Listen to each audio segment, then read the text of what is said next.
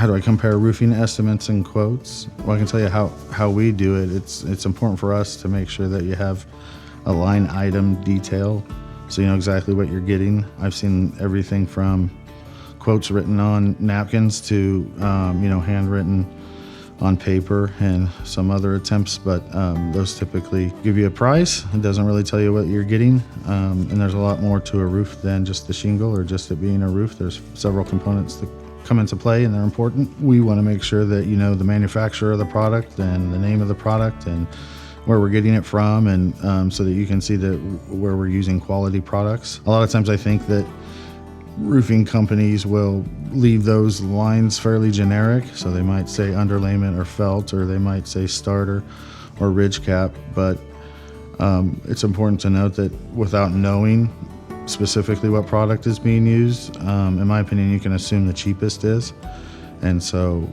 you don't want the cheapest components put with your roof system. So for us, it's important that those quotes are line item detailed.